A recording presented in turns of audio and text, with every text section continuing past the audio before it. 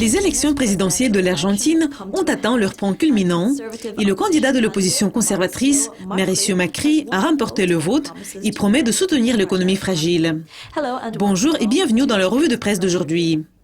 Deux candidats étaient très proches. Mauricio Macri a reçu 51,5% des voix et le candidat de gauche, Daniel Scioli, a reçu 48,5% des voix.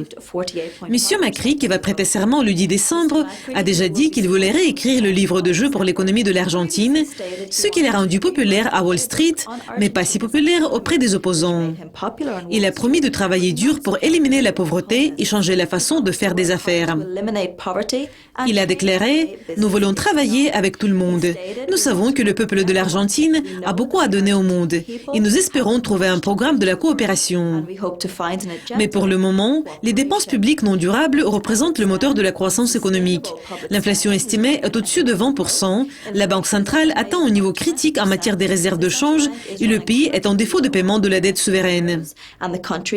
Monsieur Macri prévoit des négociations difficiles pour retrouver l'accès aux marchés mondiaux du crédit. Il promet de démanteler le réseau des contrôles de capitaux et des restrictions commerciales de Cristina Fernandez, le président sortant. Mais si on le fait, cela pourrait provoquer un choc économique.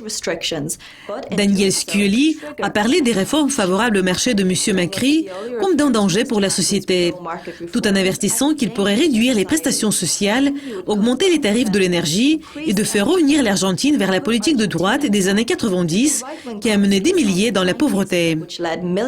Un architecte, Leandro Gorosito, a déclaré « Macri voit les dépenses sociales comme une dépense plutôt qu'un investissement. Il est néolibéral et nous savons comment cela peut finir. » Le Merrill Stock Index de l'Argentine a bondi de 25% au cours du mois dernier, comme les investisseurs ont misé sur la victoire de Macri. Et Gary Kleiman, l'analyste des marchés émergents, a déclaré « Les investisseurs étrangers ont obtenu ce qu'ils souhaitaient. Les marchés obligataires et boursiers pourront profiter de la rémanence dans la nouvelle année. » Bon, c'est tout pour aujourd'hui. Merci d'être avec nous et restez à l'écoute de Dukascopy TV au cours de la journée pour apprendre plus de nouvelles, de mises à jour et d'analyses. Au revoir.